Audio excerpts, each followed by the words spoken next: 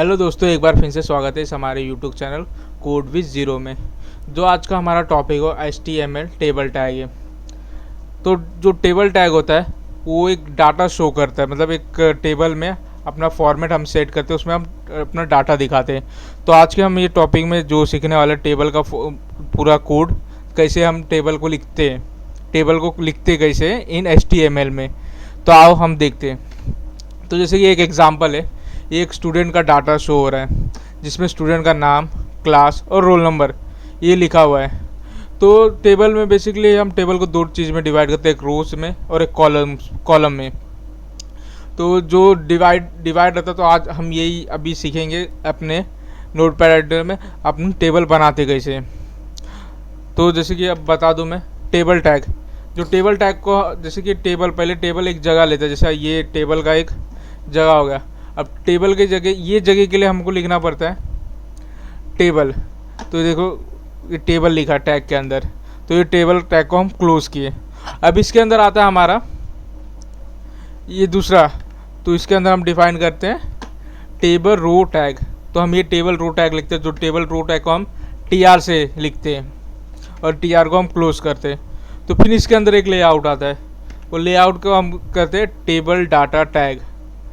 इसके अंदर हम डाटा डालते, जो भी डाटा रहता है, और टेबल डाटा टैग को हम लिखते हैं TD टैग से, और TD टैग को हम क्लोज करते हैं, मतलब और डाटा चाहिए तो हम सेम ये कॉपी करके इधर लिखते हैं टेबल डाटा टैग, फिर हम सेम बनाते हैं TD टैग और TD टैग। अगर आपको एक रो चाहिए तो आपने एक रो बनाया, सेम आपको अगर दूसरा रो चाहिए तो आप यही TR टैग आप वापस स्टार्ट करते हो, फिर आपको दूसरा रो, तीसरा रो, मतलब रिपीट करते रहते हैं। फिर आपको जितना कॉलम चाहिए तो TD लिखते हैं, TD टैग लिख के आप यहाँ से ऐसा कॉलम बढ़ाते जाते हो। तो आपको जो चाहिए, अगर आपको रो चाहिए तो रो आपको कैसे बनाना है, TR टैग करके आपको नीचे जाना है, और आपको कॉलम चाहिए TD करके आप जितना इस साइड जाएंगे आपको कॉलम मिलते जाएगा। तो आओ एक बार वापस हम ये स्ट्रक्चर को समझ लेते हैं।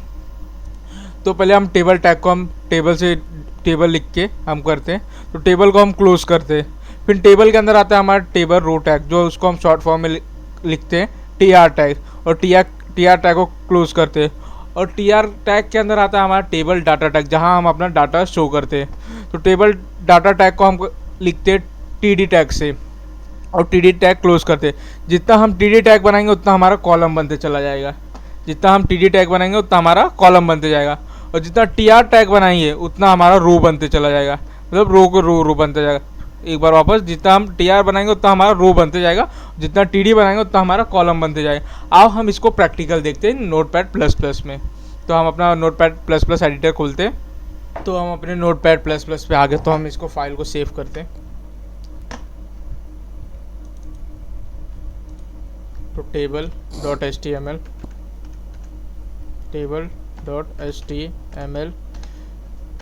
तो ये हमारा फाइल सेव हो गया। तो मैंने पहले टाइटल दे के रखा है टेबल टैग्स, और हेडिंग भी दे दिया टेबल टैग्स। तो हम अपने टेबल टैग से शुरू करते हैं। टेबल टैग ओपन, क्लोज करते हैं, टेबल टैग क्लोज। तो टेबल टैग के अंदर हम रो टैग बनाते, रो, तो TR रो टैग, फिर रो टैग को हम क्लोज करते हैं।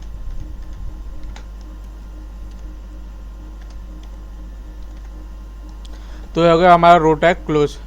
अब रो टैग के अंदर हम कॉलम बनाते हैं, मतलब जिसे हम टेबल डाटा टैग कहते हैं, तो हम वो TD से करते हैं। तो TD tag open, TD tag close. तो हम इसमें दे देते 1। तो हम ये सेम कॉपी कर लेते हैं, Ctrl+C+V। तो हम इसमें 3 कॉलम लेंगे, तो second column, third column, same ये चीज़ हम कॉपी कर लेते हैं।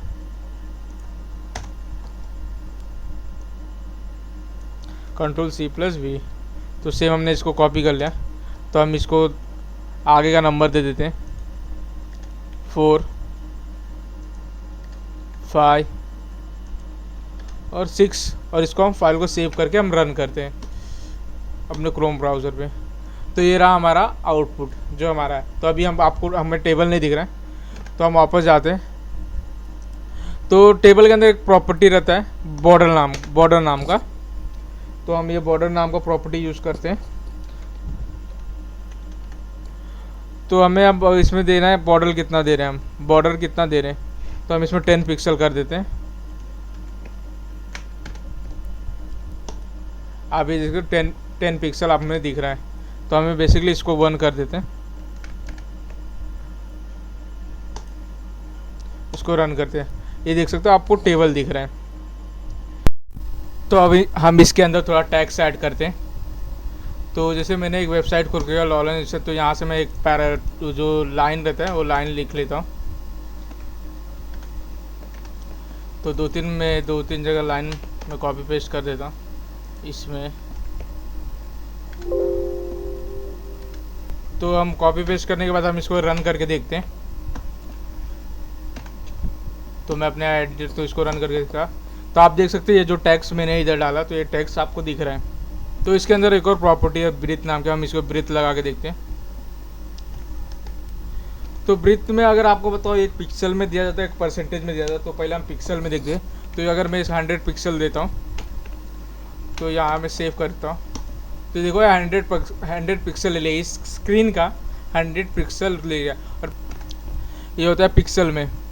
तो इसके बाद जो नेक्स्ट प्रॉपर्टी है सेल पैडिंग है।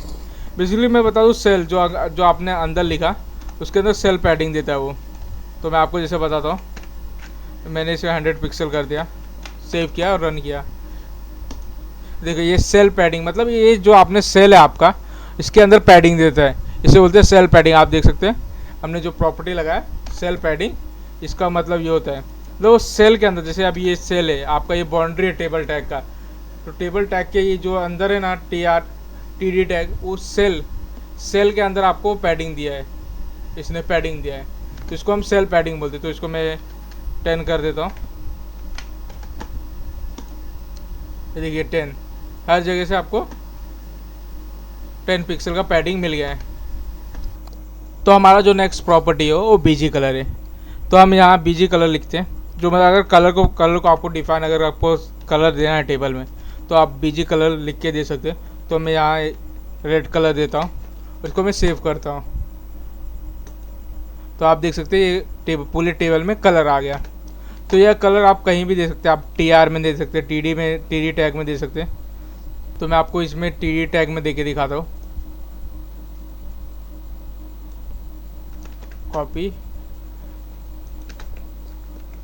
तो मैं यहाँ पिंक कलर कर देता हूँ, सेव एंड ये देखिए आप पिंक कलर इधर हो गया। आप किसी में भी आप चाहे कलर दे सकते हैं, जैसे अभी मैं यही सेम TR टैग में दे देता हूँ, TD टैग में दे देता हूँ, यहाँ मैं ग्रीन कर देता हूँ। आप अपने मन से भी आप कोई भी कलर इधर दे सकते हैं। तो हम अपने नेक्स्ट प्रॉपर्टी की तरफ बढ़ते हैं।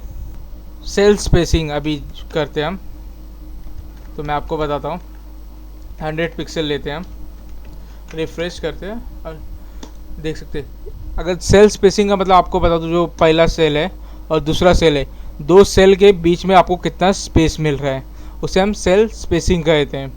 आप देख सकते हैं हर एक सेल में कॉमन स्पेस है सब में, तो इसे हम सेल स्पेसिंग, जैसे मैंने 100 पिक्सल का स्पेसिंग दिया है, तो ये सेल स्पेसिंग सब में 100 पिक्सल इक्वल ही रहेगा, इसे हम सेल स्पेसिंग कहते हैं। तो जैसे मैं इसको 10 पिक्सल कर देता हूँ अभी। तो दूसरा आता है हमारा अलाइन। तो जैसे मैं अलाइन आपको बता देता हूँ, आपको अगर सेंटर में रखना है अलाइन, मतलब मैंने पहले भी आपको बताया। तो जैसे मेरे को अभी सेंटर में करना है, तो मैं इसको अभी सेंटर में कर देता हूँ, ये सेंटर में अलाइन हो गया है। तो अलाइन का एक भाई होता है वी अलाइन, जिसे मैं आपको वी अलाइन इधर लगा के दिखाता हूँ। वी अलाइन का मतलब ये होता है, जो ये आप टेक्स्ट देख रहे हैं, वो टेक्स्ट को आपको अगर कहीं कहीं आपको ऊपर से शुरू करना है, नीचे से शुरू करना है, अगर TD टैग में, तो आप यहाँ लिख सकते हैं। अगर जैसे मेरे को बॉटम से शुरू करना है टेक्स्ट, मैं यहाँ बॉटम लिखा, तो जैसे ये आप टेक्स्ट देख रहे हैं, ये टॉप, ये मिडल में है। तो जैसे मैं इसको रिफ्रेश करता हूँ, ये बॉटम में शिफ्ट हो गया। जहाँ तक इसका जो अपना सेल पैडिंग है, सेल पैडिंग जहाँ ख़त्म हो रहा है वहाँ से वो बॉटम से आप शिफ्ट हो गया। अब जैसे ये हमारा है सेकेंड वाला, अब इसको टॉप करते हैं वी अलाइन से। सेकंड है, इसमें हम वी अलाइन डालते, हम इसको टॉप करते। तो यहाँ मैंने रिफ्रेश किया, ये एकदम टॉप में पहुँच गया। आप देख सकते हैं वी अलाइन का क्या काम होता है।